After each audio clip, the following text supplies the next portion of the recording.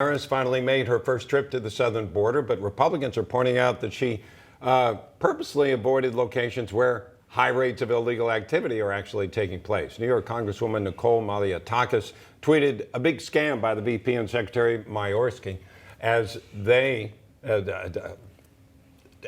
to the southern border's most secure location, thanks to 131 miles of Trump's border wall, and ignore where illegal border crossings have increased to 21-year high. This is not success, it's incompetence and dishonesty. Joining us now to discuss is Congresswoman Malliotakis herself. Thank you for joining us. Say more about this. What you're feeling as far as the usefulness or lack thereof of the vice president's visit? Well, so many Republicans and Democrat representatives have gone to the border and have showed that there truly is a crisis there. It's not just a public health crisis, because it was at the height of COVID, where certain facilities, such as the one I visited in Donna, Texas, were 900% over capacity. It is also a public safety crisis and national security crisis as well. When you talk to the actual CBP agents who are on the ground doing their job, they will tell you that the cartels are running a operation where they're earning about $500 million a month smuggling individuals, but it's really to be a distraction. So the CBP will be processing paperwork, will be overseeing these facilities, and then you have the open parts of the border where they aren't patrolling as a result, where you're seeing gun trafficking and drug trafficking and sex trafficking taking place. So it was kind of ironic that the vice president chose to go to El Paso, where there's 131 miles of border wall, thanks to President Trump, and then proclaim that we've made progress. It was really disingenuous, and I feel that she should truly go to the southernmost parts of the border, like McAllen, Texas, Donna, Texas, Mission, Texas. Those are the areas that I visited with Steve Scalise and the delegation, and talk to the CBP agents there who will tell you what's going on in their sector. Yeah, and not only did she go to an area that is most secure, due in part to some of the things that the previous administration put into place, as you were talking about, the border. She went a step further during the trip, the border wall. She went a step further and blamed the previous administration for the current crisis. Listen to this. It is here in El Paso that the previous administration's child separation policy was unveiled. And so we've seen the disastrous effects of that right here in this region. It is here in El Paso that the return to Mexico policy from the previous administration was implemented. We have seen the disaster that resulted from that.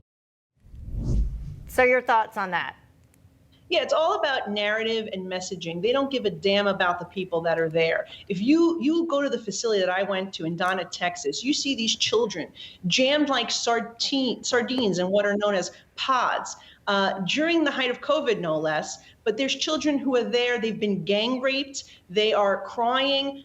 They have been through real traumatic experiences. And you know, the gangs that are doing this, the cartels, the smugglers that are doing this, they've been incentivized by President Biden and his policies and his repeal of President Trump's protections that have been put in place, the cooperation with the Triangle nations to our south, the increased support for Customs and Border Protection. This is exactly what I told President Biden when I had an opportunity to speak with him after the State of the Union address. I said, you need to go to the border. You need to support our CBP agents. And you know what? It's not enough what we're seeing from the vice president. I urge everyone. I created a website, actually, closebidensborders.com, closebidensborders.com. They need to hear from every American who is fed up with this.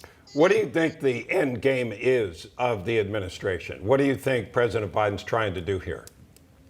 Well, you know, it's hard to really know what he's trying to do, and this may just be a result of incompetence. You know, I think what he's trying to do is undo anything that was successful because President Trump did it. They view if President Trump did it, then it must be bad. That's the policy, that's the perspective that they seem to be having. And they're in a rush to undo everything without actually thinking about the consequences. Okay, re-entering the Paris Accord without leveling the playing field for China and India, entering WHO without not demanding accountability for China and determining the origins of the virus. They're just looking to scramble to do everything opposite of what the president has done. It doesn't matter who it hurts. And in this case, it affects everyone. It affects the migrants. It affects the people who live along the border. It affects the taxpayers who have to pay for all of this. And certainly, when you think about the thousands of individuals who have been convicted of crimes, previously deported and returning, the sex offenders,